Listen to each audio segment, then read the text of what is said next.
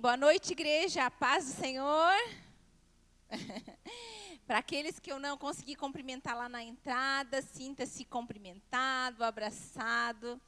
E nessa noite eu tenho o privilégio de vir compartilhar com você a última palavra da nossa série. Se talvez você veio aqui hoje, não ouviu, não esteve conosco nas 4 palavras anteriores, eu quero te encorajar a estar entrando no nosso canal lá no YouTube. Lá estão as palavras gravadas, então você pode assistir todas. Mas hoje aqui eu vou compartilhar com você a última palavra, então, dessa série tão maravilhosa, né, que Deus usou, eu creio que para nos mover de lugar. As séries, os retiros, as conferências, todas essas coisas, elas não mudam a gente. Na verdade, elas despertam a gente, elas têm o poder de despertar a gente e abrir o nosso olho para algumas áreas que talvez antes a gente andava meio com escamas nos olhos. E a partir daí, então, a gente pode ter um impulso para começar uma nova vida, novas escolhas. E essa série, eu creio que ela foi um despertar na nossa vida para as disciplinas, especialmente para as disciplinas espirituais, o jejum, a oração. Né? A gente compartilhou aqui 4 palavras anteriores e a primeira foi uma escolha. Tudo começa com uma escolha. Eu preciso escolher buscar mais a Deus, eu preciso escolher estar mais perto de Deus. Tudo começa com uma escolha. Essa foi a palavra número 1. A 2 foi o benefício secreto do jejum. Falamos então sobre a importância do jejum e como o jejum ele nos ajuda a nos manter firmes, né, retos na palavra de Deus. A terceira palavra, nós falamos sobre uma janela para o céu, a leitura bíblica, e eu compartilhei sobre a importância da leitura bíblica na vida do cristão, a importância da gente conhecer este manual e praticar este manual. E por último, o pastor pregou na última palavra, no último culto do domingo passado, vigiando em oração. A importância da oração na nossa vida. A oração, ela move montanhas, a oração move circunstância, a oração nos muda de lugar, a oração transforma as nossas vidas. Então, essas 4 palavras dentro dessa série nos moveu de lugar. E hoje, como última palavra, eu quero compartilhar com você sobre um compromisso de família.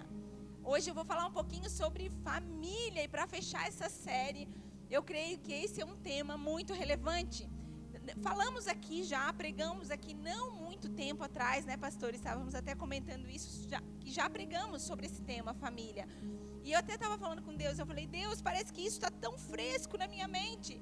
Mas eu tive a convicção que é isso mesmo que Deus tinha para essa última palavra da série, né? Eu gosto de pensar que o culto, estar aqui se alimentando de uma palavra é como quando a gente senta numa mesa para comer na hora do almoço, né? Geralmente a gente não come aquilo que a gente quer todos os dias, não é? Geralmente a gente precisa comer aquilo que tem que comer. Eu sempre falo isso para os meus filhos. Tem uns que preferem macarrão lá em casa, outros carninha frita, peixe. Então eu vou tentando agradar a eles conforme o gosto, mas o fato é que sempre tem na hora do almoço aquilo que precisa ter. Então, eu creio que essa palavra dessa noite, por mais que seja um pouco parecida com algumas que a gente já compartilhou aqui, é o que nós precisamos nos alimentar nessa noite. É desse tema que nós precisamos nos encher um pouco mais. E quando eu te falo um compromisso de família, o que você pensa quando você pensa na palavra família? Eu compartilhei aqui de manhã que quando eu penso em família, a primeira coisa que me vem à mente é aquela musiquinha da entrada. Não sei quem aqui assistiu aquele seriado na Globo que passou por anos, da Grande Família. Essa família é muito unida e também muito oriçada, brigam por qualquer razão, mas acabam pedindo perdão. Então, sempre que eu ouço a palavra família, eu me lembro dessa musiquinha. Mas é claro, né, não tem como não nos lembrar da nossa família. Deus te colocou, em primeiro lugar, numa família de sangue. Então, você tem lá a tua família de sangue.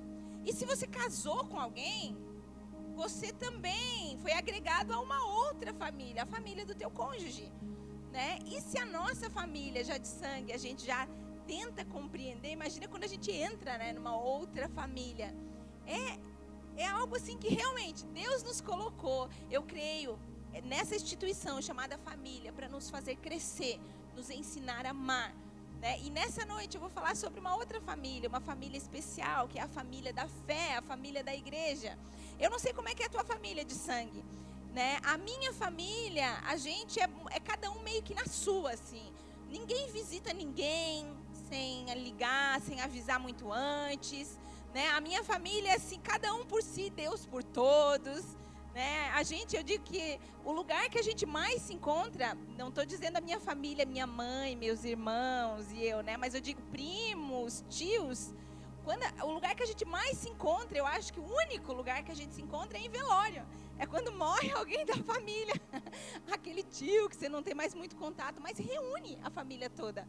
Já eu fui inserida numa família totalmente diferente da minha, que é a família do meu marido.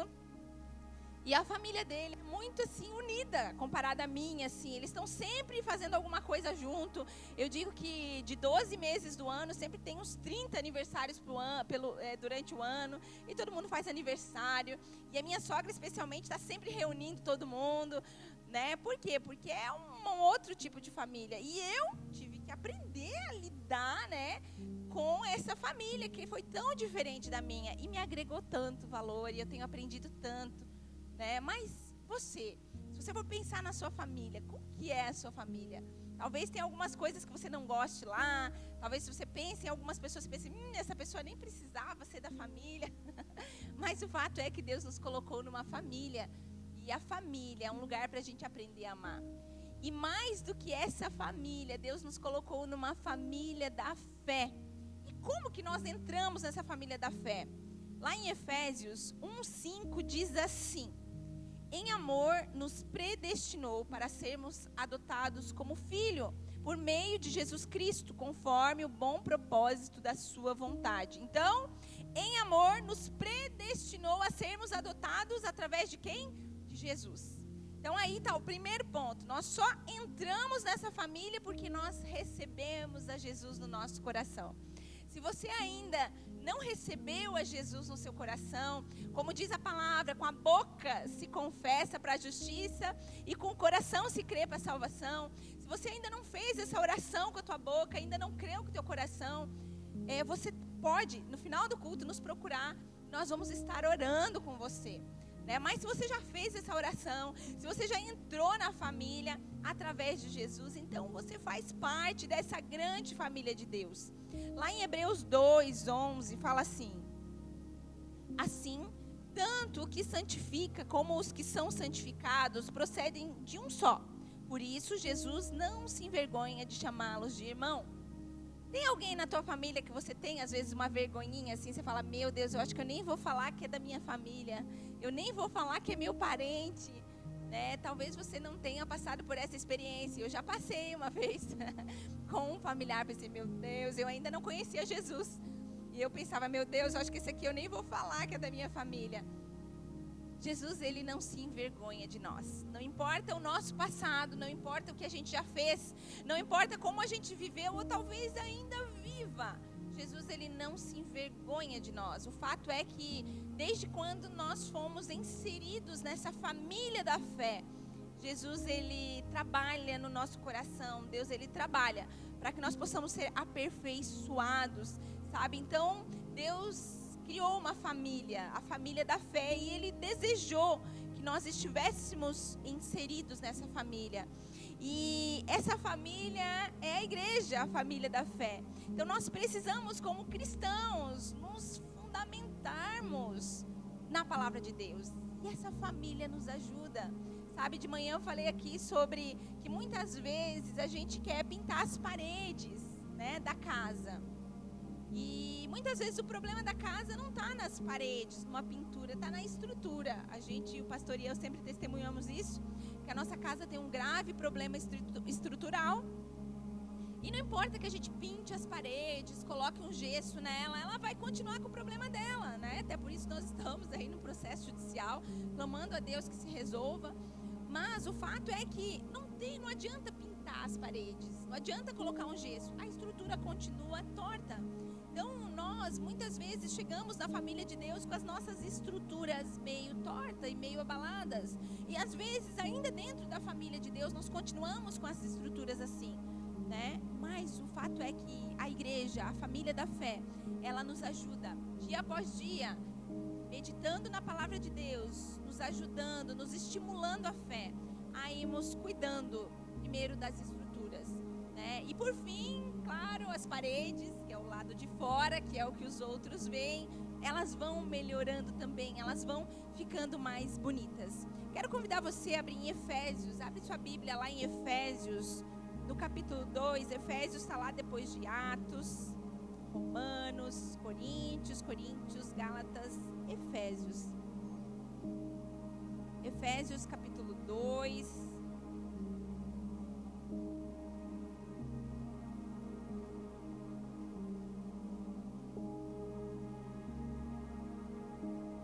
Efésios 2, capítulo 2, versículos 18 e 19. Diz assim: Porque por meio dele, gente do céu, essa minha Bíblia aqui é nova, eu estou me acostumando com ela ainda, a letrinha dela está muito pequena para os meus olhos, acho que eu preciso começar a usar óculos. Está ali, glórias a Deus, está ali. Pois por meio dele, tanto nós quanto vocês temos acesso ao Pai por um só Espírito. Portanto, vocês já não são mais estrangeiros nem forasteiros, mas concidadãos dos santos e membros da família de Deus. O que é um estrangeiro, gente? É alguém estranho, né? Uma vez nós estávamos lá no grupo de adolescentes, lá em Porto Belo, a gente ainda estava lá com aquele grupo, e veio um rapaz, neto de uma pessoa da igreja, e ele é americano. E quando eu cheguei na igreja, eu bati o olho naquele menino, ele veio da cultura deles, né, com o estilo deles. Eu olhei pro shortinho dele, ele usava um shortinho bem curtinho, uma meia até aqui em cima nas canelas, bem diferente, assim. Eu olhei e falei, esse menino não é brasileiro, e eu nem sabia. Falei, esse menino é estranho, é diferente. Ou seja, dava para ver que ele era estrangeiro. Depois a gente conversou com ele, a gente não, né, porque eu não falo inglês. Quem sabia falar inglês falou com ele. Mas o fato é que nós não somos mais estrangeiros. Um dia nós éramos estrangeiros, éramos estranhos, mas agora nós fazemos parte da família de Deus. E sabe, muitas pessoas falam assim, pastora, eu até acredito em Deus, eu até busco a Deus lá na minha casa, mas eu não gosto de ir na igreja. Eu não gosto de fazer parte da igreja, eu não gosto das pessoas de igreja. E quando a gente pensa assim, na verdade, é como se a gente estivesse falando assim, ó, imagina você conhece uma pessoa, gosta dela, e você fala assim, olha, eu gosto de você, você é uma pessoa legal, mas eu não gosto do seu corpo, eu não gosto da sua aparência, você não gosto. Já pensou? Você falar isso para alguém, ou alguém falar isso para você? Quando a gente diz que não gosta da igreja, que não gosta de estar na igreja, que não gosta de estar com as pessoas da igreja, a gente está falando isso. Senhor, eu gosto de você, mas eu não gosto do teu corpo. Porque a família da fé, a igreja é o corpo de Cristo. E o que Deus espera de nós é que nós, como membros dessa família, a gente aprenda a se amar. A gente aprenda a cuidar um dos outros, sabe? A Bíblia cita 58 vezes a frase, amem uns aos outros. A Bíblia cita 58 vezes a frase, amem uns aos outros. É fácil, gente, amar? Sim ou não? Não é fácil amar. Às vezes não é fácil nem amar a gente mesmo, né? Às vezes a gente olha pra gente e fala, meu Deus, por que eu ainda erro nisso? Meu Deus, por que eu ainda faço isso? Às vezes a gente precisa buscar aprender primeiro a se amar, quanto mais amar ao próximo. Mas o fato é que Deus nos colocou nessa família da fé, que é a igreja, para que a gente possa aprender a amar. E não sei se você sabe, mas nem todos são filhos de Deus, né? Todos somos criaturas, criados por esse Criador maravilhoso, mas filho só se torna aquele que recebe o Filho. Porque através do Filho nós somos adotados, né? Eu falo muito nos estudos bíblicos que o pecado, ele criou um abismo entre Deus e o homem. E não tinha mais como o homem se chegar a Deus. Então Deus, na sua infinita bondade e no seu grande amor, ele envia Jesus. E Jesus passa a ser a ponte, né? Por isso que não tem outro jeito de se achegar a Deus. Não tem como ser através das minhas boas obras, se eu sou uma pessoa boa. Não tem como se, através de Pedro, de Paulo, de Maria, de José, não tem como. A Bíblia diz que Deus enviou o Cordeiro de Deus que tira o pecado do mundo. Então, Ele envia Jesus. E Jesus, Ele nos aproxima com o Pai. Mas Jesus, Ele nos deixa, né? Quando a gente o recebe, Ele não nos deixa só, Ele nos deixa o seu Espírito. E Ele nos coloca nessa família tão preciosa da fé, chamada igreja. Gálatas 3:26 diz assim: todos vocês são filhos de Deus mediante a fé em Cristo Jesus. Então nós passamos a fazer parte dessa família. E fazendo parte dessa família, a gente tem alguns benefícios. Talvez, se você olhar para a sua família de sangue, talvez você herdou algumas coisas da sua família. Talvez você herdou alguns bens materiais da sua família. Talvez você, como eu, não herdou até agora bem material nenhum. Mas talvez você olhe para você e tenha algumas coisas em você que você diz: nossa, isso eu herdei do meu pai, isso eu herdei da minha mãe. Eu estava pensando sobre isso hoje, né? Sobre esse tipo de herança. E daí eu comecei a pensar: Senhor, o que eu herdei do meu pai e da minha mãe? E daí eu comecei a pensar no meu físico, né? Eu sempre gostei muito da minha orelha. E o meu pai tem a orelhinha assim, pequenininha. Eu pensei: nossa, eu herdei essa orelhinha do meu pai, né? A minha boca é mais igual do meu pai, né? A minha mãe é uma pessoa tão bondosa, ajuda os outros. Eu também tenho isso, herdei da minha mãe. Então, quando a gente vem de uma família de sangue, tem uma herança, seja ela genética, espiritual, material. E na família da fé não é diferente. Na família da fé também nós temos a herança. E lá, se você for ler, você não precisa abrir, lá no livro de Efésios, no capítulo 1, do 7 ao 14, fala que nós herdamos a redenção quando nós entramos para essa família. Nós herdamos o perdão. Gente, não importa o que eu e você fizemos até aqui. Não importa o que a gente fez, qual foi o pecado que nós cometemos. Quando nós entramos na família de Deus, a Bíblia diz que nossos pecados, eles são lançados no mar do esquecimento, sabe? O sangue de Jesus nos lava de todo o pecado. Então nós somos livres, perdoados. Passamos a adquirir sabedoria. Que precioso é isso! Antes andávamos sem luz, como diz o Salmo, né? Lâmpada para os meus pés é a tua palavra e luz para o meu caminho. Antes, muitas vezes, andávamos como tolos e perdidos, andando segundo o que a gente achava certo ou não, segundo os conceitos desse mundo.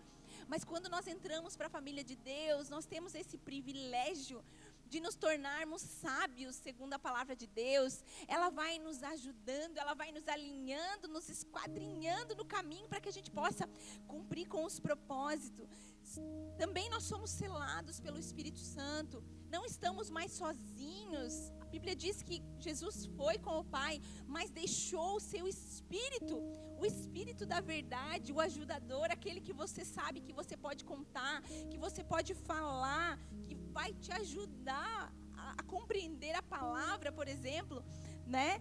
E também nós nos tornamos herdeiros, então herdeiros de tudo isso e muito mais. Então, quando nós estamos, por exemplo, diante de uma dificuldade, nós temos recursos como filhos, como a gente viu aqui na série. Se nós estamos passando por uma dificuldade, a gente sabe que pode orar, que pode jejuar, que pode buscar a Deus, que a nossa vida não está no controle de um chefe, ou de uma situação, ou de uma pessoa, ou de uma doença, ou de uma condição. Nós estamos nas mãos de Deus, então tudo isso é herança, tudo isso traz segurança para nós e nos ajuda, nos muda de lugar. Se nós buscamos a Deus e tomamos posse dessas verdades. Então, tem esses benefícios, sabe? Mas eu quero falar alguns benefícios que essa herança abrange e de uma forma tão significativa na nossa vida. E o primeiro deles é que nós somos levados para sempre para estar perto de Deus. Sabe qual é o maior temor das pessoas que não conhecem a Deus? Pensem um pouco, qual que você acha que é o maior temor? A maioria das pessoas, o maior temor delas é a morte, né? Porque tem aquele ditado que diz, né? Tão certo que você nasceu, um dia você vai, né? Então é a morte, mas para nós que recebemos a Deus, a Jesus como nosso Senhor, que fomos inseridos nessa família tão maravilhosa, nós não precisamos nos preocupar. Já há um lugar reservado para os filhos. Já há um lugar, o Senhor foi na frente fazer morada, a Bíblia diz. É isso que a palavra de Deus diz. Então, nós estamos seguros que nem a morte, nem a vida, nem o presente, nem o que há de vir, nem a dificuldade, nem a riqueza, nem a pobreza, nem a escassez, nada poderá nos separar do amor de Deus. Então, nós temos essa convicção. Também seremos transformados para sermos parecidos com Cristo. 1 João 3:2 fala assim: sabemos que quando Ele se manifestar, seremos semelhantes a Ele, porque haveremos de vê-lo como Ele é. Então nós vamos sendo transformados aqui, sabe? Se você era uma pessoa muito irritada, você começa a manifestar os frutos do Espírito. Isso não quer dizer que você nunca vai se irritar. Isso não quer dizer que você nunca vai se estressar. Mas isso quer dizer que você vai ficando cada vez mais parecido com Cristo. E a tua conduta ela vai mudando. E o Espírito Santo que está dentro de você já não deixa mais você falar do mesmo jeito, você pensar do mesmo jeito, você agir do mesmo jeito. E eu sempre digo, se você continua do mesmo jeito e não tem mudança, alguma coisa errada está. A Bíblia diz que conversão é mudança de caminho. Eu estou indo para uma direção e de repente eu tenho uma experiência com Cristo. Eu entrego minha vida para Ele e eu mudo a direção, e eu mudo o lado. E eu não me conformo mais com o meu jeito de tratar as pessoas, com o meu jeito de pensar, com o meu jeito de agir. Eu quero parecer com Deus. Eu quero ter os frutos do Espírito na minha vida. Então nós também seremos livres de toda dor, sofrimento, morte. Quero perguntar para você, você tem ainda alguma dor de vez em quando aí? Dói, às vezes, na alma, no corpo? Você tem as dores ainda, sim ou não, gente? Sim, porque esse mundo, a Bíblia diz, jaz do maligno. Esse mundo não vai ser consertado, gente. Esse mundo já está escrito o que vai acontecer com ele. E no fim, Deus vai fazer nova todas as coisas, novo céu, nova terra. Mas até lá nós estamos aqui. Deus não vai consertar todas as coisas, porque não é isso que está escrito. Mas Deus é um Deus de milagres. E se você está precisando de um milagre na sua vida, se você está precisando de um socorro de Deus, Deus faz milagres. Deus pode fazer um milagre, seja a área qual for da tua vida. Então nós vamos sendo transformados, nós vamos sendo livres de toda dor, de todo sofrimento. A gente ainda experimenta a morte. A gente ainda experimenta a morte física, a gente ainda perde as pessoas amadas, mas aqueles que estão em Cristo, há uma esperança de um encontro. A morte não é o fim para aqueles que receberam ao Filho de Deus. E também nós somos levados a participar da glória de Cristo. Lá em 1 Pedro 1,4 fala assim: Deus reservou uma herança inestimável para os seus filhos. Ela está guardada no céu para vocês, pura e incorruptível, longe do alcance de mudanças ou de decadência. Ou seja, a gente compra um carro aqui, ele perde valor, não perde? Você compra lá, paga tanto, daqui a um ano ele já não vale mais aquilo. Você compra uma casa, casa ainda valoriza, né? Terreno ainda valoriza. Mas muita coisa perde valor nesse mundo. Tudo aquilo que nós construímos para o reino de Deus não vai perder valor. Deus tem uma herança incorruptível guardada para nós. Então talvez esse deveria ser o motivo ao qual a gente deveria mais estar concentrado e mais preocupado em buscar na nossa vida. Talvez não deveria o nosso trabalho ser a nossa primeira preocupação e o nosso coração está naquilo, ou em qualquer outra coisa. A Bíblia fala assim: buscai primeiro o reino de Deus e a sua justiça em primeiro lugar. Primeiro, e todo o resto, tudo mais vos será acrescentado. Talvez é aí que tem que estar o nosso coração. Talvez não, é aí que deve estar o nosso coração. Porque quando o nosso coração está no lugar certo, todas as coisas vêm naturalmente. Claro, com trabalho, com esforço, com dedicação, porque a boa árvore ela tem que dar frutos, mas com a graça, o favor de Deus sobre a nossa vida. Então, o primeiro ponto dessa palavra é: há benefícios, né, da gente pertencer a essa família, como eu falei. E o segundo ponto é: temos também responsabilidades. Assim como temos benefícios, direitos, temos responsabilidades. Eu lá em casa, eu sempre falo lá para os meus filhos, olha, aqui em casa todo mundo suja, então todo mundo ajuda a arrumar, né? E a gente está numa fase onde a gente sai muito de casa e agora nós criamos um grupo da família, porque agora os filhos todos usam celular. E geralmente eu coloco lá no grupo o que cada um tem que fazer. Ontem, por exemplo, nós viemos para cá, deixei uma lista lá, fulano lava a louça, ciclano seca a louça, beltrano limpa a sala, arruma a sala e a mesa, né? E daí já embaixo eu coloquei, o fulano vai lavar a louça porque ele cortou a grama essa semana, o ciclano vai secar porque eu já sabia que ia ter os protestos embaixo, né? Mas é assim, eu sempre falo isso para eles, vocês têm direitos, não têm? Tem deveres também. Na família da fé não é diferente. Na família da fé não é diferente. Assim como a gente tem os nossos direitos, e eles estão todos escritos aqui, nós também temos deveres. Então um dia nós vamos desfrutar da presença de Deus, de estar na presença de Deus. Mas antes de chegarmos lá, nós temos responsabilidades aqui na terra, com a família que Deus nos colocou. Primeiro, a família de sangue, a família de dentro de casa. Essa é a primeira família. E depois com a família da fé. E uma das coisas que Deus vai pedir de nós é o quanto nós amamos essa família. O quanto nós cuidamos dessa família. O quanto nós valorizamos essa família. O quanto nós caminhamos uma milha a mais. Sabe? Para mim, a definição de amor, segundo o que a Bíblia diz, e eu só consigo ver amor olhando para isso, é quando Jesus, ele lava os pés dos seus discípulos. Para mim, amor é atitude. Amor com palavras pouco vale. Amor com atitudes não precisam nem de palavras, não é mesmo? Então Jesus, ele lava os pés dos seus discípulos e ele estabelece ali um padrão de grandeza. Nesse mundo aí fora, o padrão de grandeza é sobre quanto você conquistou, sobre o carro que você tem, sobre como está a sua poupança, sobre o status, sobre aquilo que os outros veem. Porque dentro de casa, os outros não veem, né? A gente hoje vive num tempo de redes sociais, e eu gosto muito de redes sociais, quem me conhece sabe, quem me segue sabe disso, mas eu sei muito bem, quando eu olho lá e vejo muitas coisas lá, eu falo, Senhor, aqui, né? A gente vê um cenário, mas muitas vezes dentro das casas não é o mesmo cenário que está ali. Então, Jesus, ele vem, ele lava os pés, ele ensina a gente a amar as pessoas. E não importa o que eu e você, a gente esteja fazendo. Não importa se você está pregando aqui em cima, cuidando do estacionamento lá, ou no som, ou nas escolinhas, sabe? O meu e o teu coração, ele tem que estar disposto a servir. Abaixar e lavar os pés.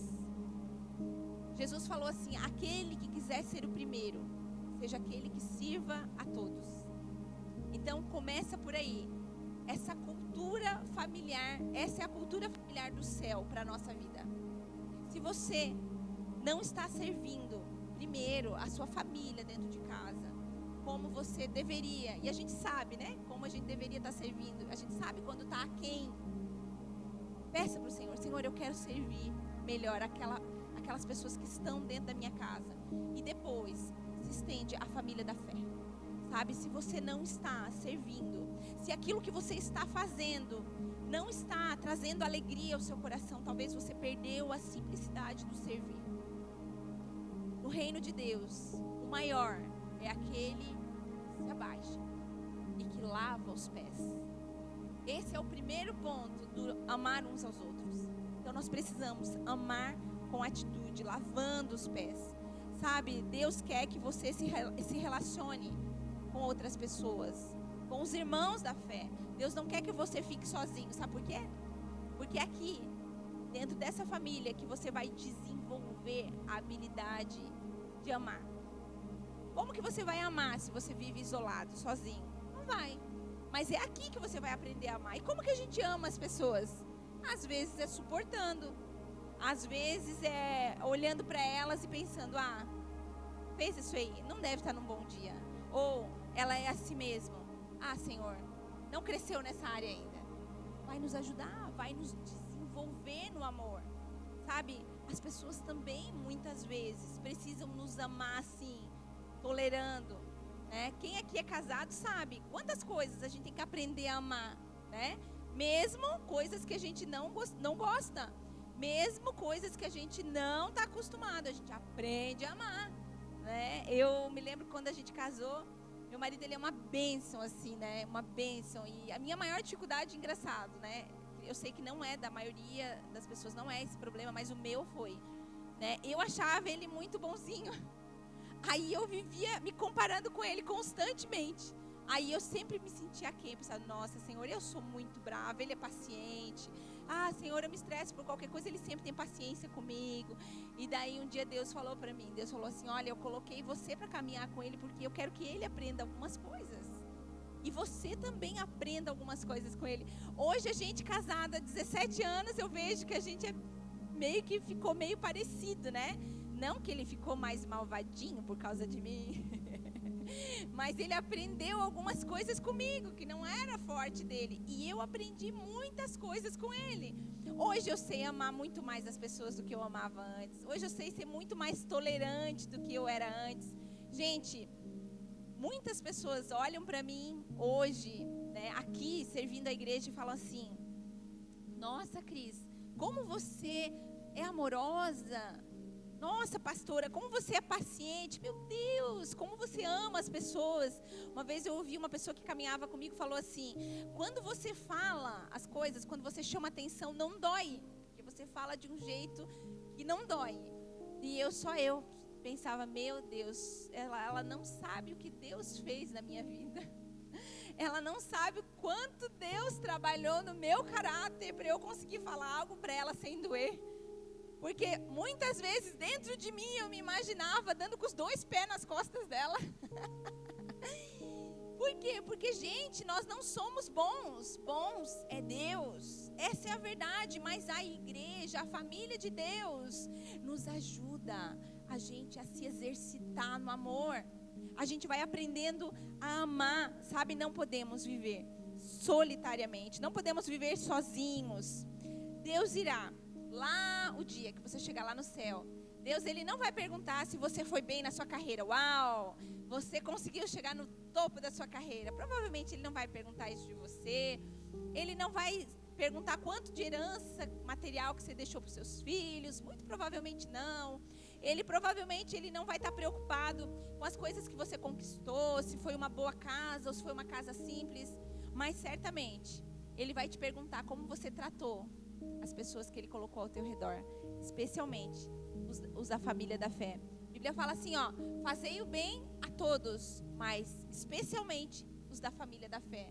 Isso me choca muito, porque ela não fala da família de sangue, ela fala da família da fé. Então quer dizer que é uma família muito importante. Então, em Mateus 25:40 fala assim, o que fizestes a um desses meus pequeninos, a mim fizestes. Então, tudo aquilo que a gente faz para os outros, a gente está fazendo para Deus. A gente está fazendo para o Senhor. Por isso que a Bíblia fala, né? Tudo que for fazer, fazer como para o Senhor e não para homens, esperando do Senhor a recompensa. É a primeira coisa, gente. Para amar os outros, a gente tem que amar primeiro a Deus. Senhor, eu vou amar essa pessoa é difícil, Senhor. Mas é porque eu te amo. Senhor, eu te amo. Então eu preciso amar o meu irmão. A Bíblia fala assim, mentiroso aquele que diz que ama a Deus e odeia o seu irmão, né? O segundo grande mandamento, primeiro, amar a Deus sobre todas as coisas, e o segundo, ao próximo como a ti mesmo, amor. E amor é exercício. Amor, eu acho que todos nós, assim, eu tenho uma teoria que nenhum de nós nasce amando todo mundo 100%. A gente precisa se exercitar. Então nós precisamos nos exercitar, sabe, para poder conseguir amar. Romanos 12:5 fala assim, assim também em Cristo nós que somos muitos formamos um corpo, e cada um deles formamos um corpo, e cada membro está ligado a todos os outros. Ou seja, isso aqui é o membro, né? Um dedo aqui é o membro, ó, aqui ele está ligado ao corpo, né? Então ele está aqui, ó, fazendo positivo, ele está cumprindo com a função dele, ele está no corpo. Assim é eu e você. Nós somos um membro do corpo de Cristo. Cada um de nós tem nossos dons e talentos. Então a gente complementa uns aos outros. Esse aqui dispositivo, esses dois fazem paz e amor. Ou seja, né? Não dá para fazer paz e amor, né? Deus nos colocou, cada um de nós, do nosso jeitinho, para que a gente possa completar essa família. Por isso que a gente não precisa se comparar a ninguém. Por isso que a gente não precisa querer ser igual a ninguém. Nós precisamos olhar para Deus e falar: Senhor, qual é o lugar que Tu tens para mim dentro desta família? Então, o terceiro ponto é: sou chamado para participar e não somente para crer. Então, no primeiro ponto, nós falamos sobre benefícios de pertencer a uma família. O segundo, temos responsabilidade nessa família, que é servir uns aos outros. E o terceiro é: sou chamado para participar e não somente para crer. Sabe, embora Jesus tenha nos chamado para ter um relacionamento pessoal com Ele, Ele não nos chamou para que a gente viva isolado. Isso é importante. Jesus nos chamou para que a gente tenha um relacionamento pessoal. Entrar no nosso quarto, dobrar os nossos joelhos, ter leitura da palavra, ter momento devocional, estar na presença de Deus. É algo pessoal com Jesus. Mas Deus não nos chamou para apenas viver lá, só nós e Deus. Deus nos colocou numa família para que a gente possa conviver com ela. Como que a gente vai ter relacionamento com os nossos parentes se a gente não convive? Então nós precisamos buscar isso. Eu dei o exemplo aqui do dedinho, né? O dedinho está aqui, é um membro do corpo, e ele está aqui, cumprindo a sua função, né? Eu nem tenho ideia do quanto ele serve, mas se ele for arrancado e jogado fora, o que vai acontecer com ele? Ele vai morrer, porque ele vai estar longe do corpo. Ele vai morrer. Esse dedinho, ele só cumpre a sua função dentro do corpo. Eu e você só cumprimos o nosso chamado quando nós estamos ligados ao corpo. Se arrancar a gente do corpo, se a gente se arrancar do corpo, morre, queridos. Essa é a verdade, a gente morre longe do corpo. Eu tenho dito sempre, e gosto muito desse exemplo, a igreja, ela é uma fogueira alimentada pelo Senhor, e nós somos as brasas. Tira a brasa da fogueira, a brasa vai se apagar. A igreja é a família. Quando nós casamos com Jesus, eu gosto muito de usar essa linguagem, porque quando nós entregamos a nossa vida a Jesus, nós fazemos uma aliança com Ele. Nós casamos com Jesus. Quando nós casamos com o nosso cônjuge, a gente vem o cônjuge, mas não vem a família do cônjuge também? A gente não precisa amar, aprender a amar a família? É assim. Quando nós casamos com Jesus, a igreja é a família que nós somos inseridos. Então não tem como a gente andar com Jesus e deixar a igreja de lado, porque é a família. Então nós precisamos, sabe, estar inseridos numa congregação local, numa igreja local, fazendo parte. Nós precisamos fugir da independência, do individualismo, sabe? Hoje em dia nós vemos muitos órfãos, pessoas que não vão mais para a igreja, que se alimentam de palavras no YouTube, que se alimentam apenas de leituras, e tudo isso é uma bênção. Existem pregadores abençoados lá na internet, existem leituras abençoadas, e isso tudo nos ajuda a crescer. Mas, queridos, a vida da família de Deus está na igreja local, e eu não posso só me alimentar de internet, por exemplo, porque se eu me alimentar de internet, é como se eu deixasse uma criança escolher todos os dias o que ela quer almoçar. O que uma criança quer almoçar todos os dias? Se perguntar para a nossa filha mais nova, ela vai dizer nugget, batata frita e pizza, todos os dias. Como é que vai estar essa criança daqui a 5 anos? Né? Sem saúde. O que acontece com a gente se a gente viver só de internet? Nós só vamos nos alimentar daquilo que a gente tem vontade. Eu tô mal na vida financeira. Deixa eu aqui achar um pregador bem maravilhoso, esse. Eu tô mal aqui nisso. Deixa eu me alimentar disso. Eu só posso me alimentar daquilo que eu quero. Qual é o problema disso? Eu não devo comer só o que eu quero. Eu preciso comer aquilo que o Pai serve na mesa. E o Pai só serve na mesa na igreja local, todos os domingos. E muitas vezes não é o que eu quero comer. Muitas vezes eu quero comer batata frita e nugget, mas eu preciso comer o arroz e o feijão. É na igreja local que o Pai serve a mesa. É na igreja local que o Pai coloca a comida, o alimento, aquilo que eu preciso. Por isso que se alimentar de coisas da internet, pregadores abençoados, e glórias a Deus, nós temos muitos abençoados, é uma bênção, mas isso não substitui a vida da igreja local, da família. Família precisa conviver, precisa sentar à mesa, precisa caminhar junto, precisa aprender a perdoar, precisa servir. Isso nós só encontramos na igreja local. João 13:35 diz assim: Nisto todos conhecerão que somos seus discípulos, meus discípulos. Nisto todos conhecerão que sois meus discípulos, se vocês amardes uns aos outros. Sabe, seja comprometido com seus irmãos, não somente de uma forma teórica. Ai, eu amo meu irmão, mas ele lá e eu cá. Ai, eu amo a igreja, ela lá e eu cá. Não, essa é amar de uma forma teórica. Deus não nos chama para amar de uma forma teórica. Deus nos chama para amar de uma forma prática. É assim dentro da nossa casa, é assim dentro da nossa família. Como que a gente ama na prática? Todos os dias. Todos os dias, muitas vezes suportando, muitas vezes indo lá, sabe?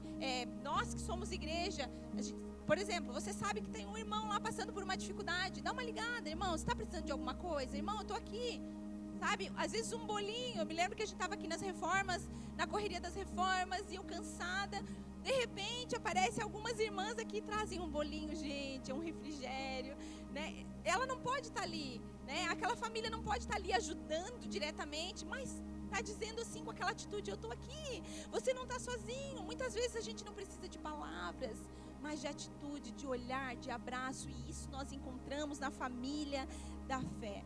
Então Deus quer que a gente ame as pessoas reais, não as ideais. Guarde isso é uma chave para a sua vida. Deus quer que você aprenda a amar as pessoas reais, não as ideais. Começando por você. Tenho certeza que você não é a pessoa ideal que você gostaria de ser, não é mesmo? Eu não sou. Estou longe de ser a pessoa ideal que eu gostaria de ser. Quando a gente entende isso, a gente aprende a amar as pessoas que Deus tem colocado na nossa vida. E quando a gente aprende a amar, a gente começa a subir os degraus. Porque daí a gente não olha mais para o que o irmão está fazendo, para o cisco no olho do irmão. Sabe, tem um exemplo que o Cauã me contou de um copo, né? De uma pessoa que foi entregue um copo para ela e ela tinha que dar 5 voltas. Por exemplo, aqui na igreja, com um copo de água cheio. Só que ela não podia virar aquela água do copo. Então, ela tinha que dar 5 voltas sem virar água. Então, ela deu as 5 voltas. E daí, quando ela terminou de dar as 5 voltas, a pessoa que deu esse desafio para ela falou assim: você viu o que aconteceu aqui com fulano, com ciclano, com beltrano? Ela falou assim: não, porque eu estava concentrada aqui no copo.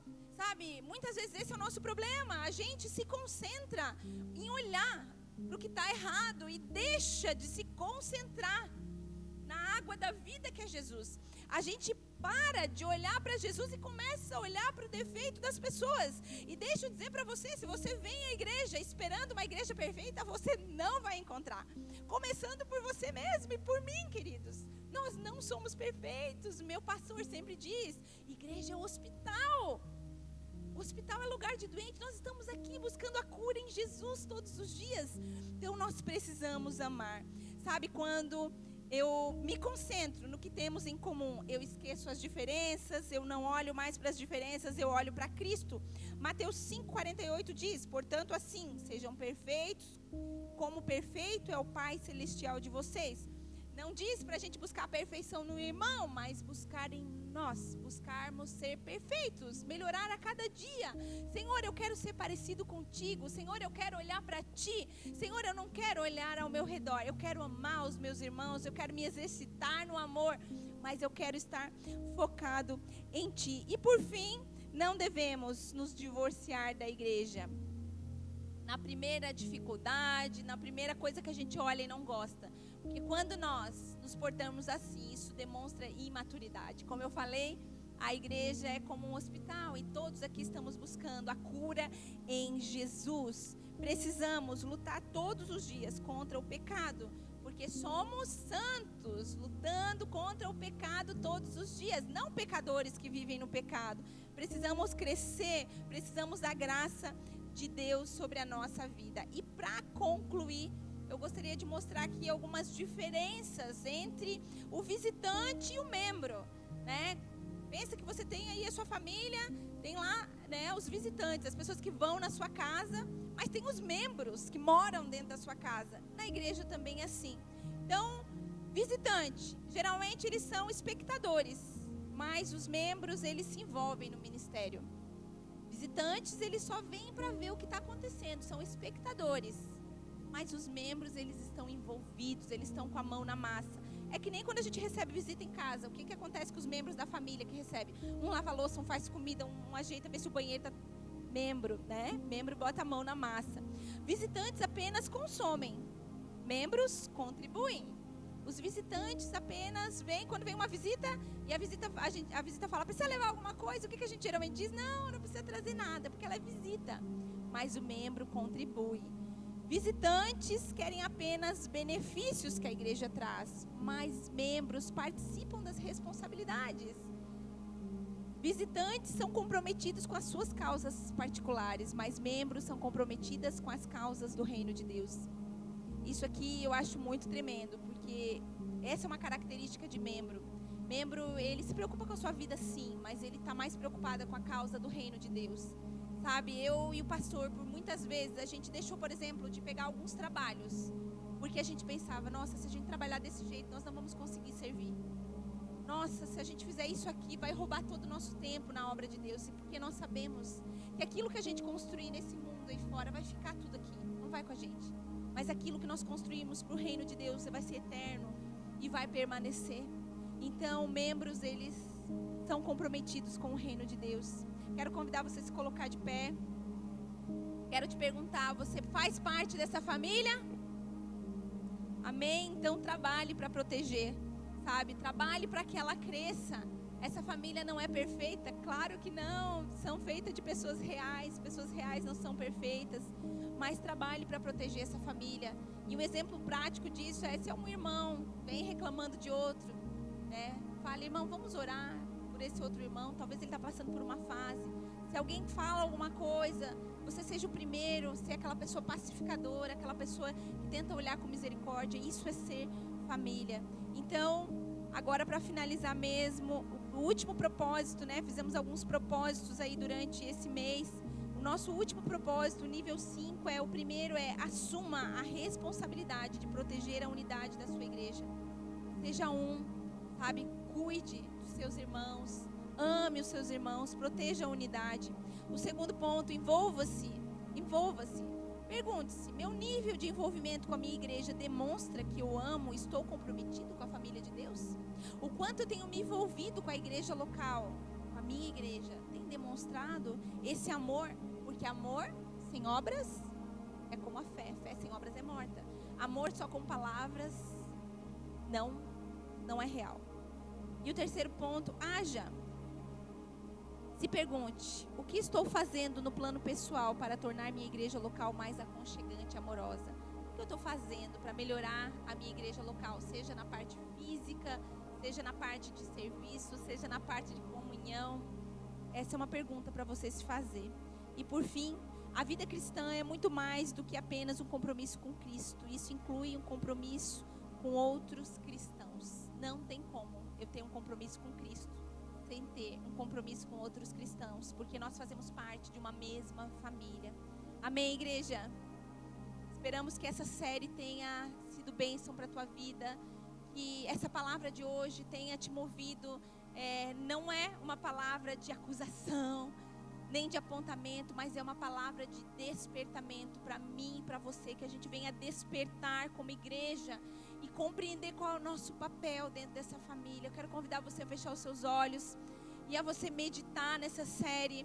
Como eu falei no início, as palavras, as séries, as conferências, elas não têm o poder de nos transformar, mas elas têm o poder de nos despertar para um novo tempo, para viver aquilo que Deus tem para as nossas vidas. E o desejo do nosso coração nessa noite é que você saia daqui não da mesma maneira que você iniciou essa série. Então vai colocando diante de Deus o que mais falou com você, o que você tem praticado, o que tem movido você de lugar, o que Deus tem feito na tua vida. Pai, em nome de Jesus, nós recebemos dessa palavra nessa noite. Pai, nós bebemos dessa água que foi derramada aqui através da Tua palavra. Senhor, nós cremos que o Senhor quer que nós venhamos a crescer como família, a amadurecer na fé, no amor, no jejum, na oração. O Senhor quer que nós venhamos a crescer nas disciplinas. Pai, porque isso é bom para as nossas vidas, isso é luz para o nosso caminho, isso é saúde para os nossos ossos, para o nosso emocional. Por isso, Espírito Santo de Deus, que nós possamos sair daqui nessa noite com uma compreensão maior do que é família, do que é amor. Senhor, assim como nós temos que aprender a amar aquelas pessoas que estão dentro da nossa casa, o nosso cônjuge, as pessoas que o Senhor colocou ao redor, assim possamos crescer no amor também com a nossa família da fé, porque o Senhor dá importância para essa família, e se nós estamos alicerçados em Cristo, nós precisamos dar importância para a igreja, nós precisamos dar importância para a família da fé. Por isso, ajuda-nos, Senhor, a amar mais, a perdoar mais, a caminhar uma milha a mais, como a Tua palavra nos ensina. Ajuda-nos, Senhor, a praticar a Tua palavra todos os dias. Ajuda-nos, Senhor, a meditar nela de dia e de noite, que nós possamos, Senhor, ser um instrumento nas Tuas mãos, lá na nossa casa, com a nossa família de sangue, mas também na nossa igreja local, como família da fé. É o que nós te pedimos, Senhor, em nome de Jesus. Amém? Quero perguntar se tem alguém aqui nessa noite que não aceitou Jesus ainda, que não fez essa oração de aceitar Jesus como seu Senhor e seu Salvador, que não confessou com a sua boca, não fez essa oração com a boca e talvez não creu com o seu coração. Quero te dar a oportunidade nessa hora. Quero convidar todo mundo a fechar os olhos. Se tiver alguém aqui que ainda não aceitou Jesus dessa maneira que eu falei, eu quero convidar a vir à frente. Há um convite para você fazer parte dessa família de Deus. Não tenha vergonha, sabe? Não tenha vergonha. Não tenha vergonha de sair do seu lugar. Não tenha vergonha de dar um passo de fé. Não tenha vergonha. Nós queremos orar por você. Nós queremos impor as mãos sobre a tua vida. Nós queremos te levar nesse lugar secreto.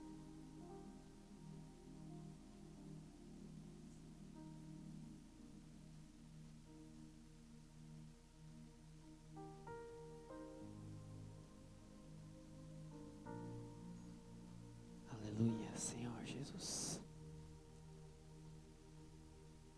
Este é um último culto de uma série de palavras, onde nosso objetivo é buscarmos mais a Deus. Talvez você quer mais de Deus na tua vida, mas o quanto você está disposto a correr para a presença dEle, no teu dia a dia, na tua semana. Talvez o teu grito seja: Deus me ajuda, Deus socorro, Deus eu preciso de Ti. Eu quero te dizer que Deus, Ele está olhando por você. Deus, Ele está de braços abertos, mas essa decisão é tua, de dizer: Deus, eu quero a Tua presença, eu quero buscar um caminho novo para a minha vida. Vamos orar. Senhor, nós te agradecemos por tudo que nós compartilhamos da Tua palavra neste mês de outubro.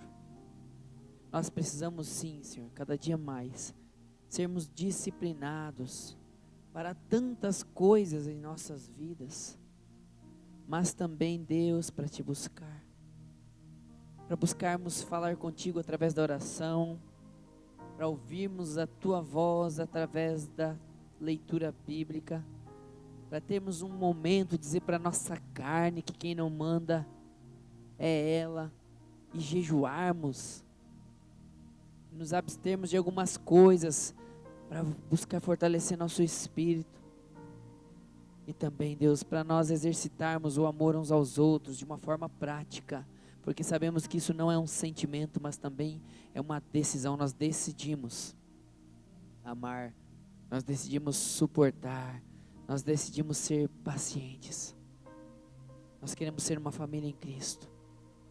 Que estas palavras deste mês sejam apenas, Deus, um pontapé inicial, ou talvez mais uma vez, para lembrarmos o quanto nós precisamos nos dedicar e termos disciplina para Te buscar ainda mais, para que tantas coisas aconteçam nas nossas vidas, mas primeiro que a transformação aconteça dentro da gente. Pai, nós Te agradecemos em nome de Jesus.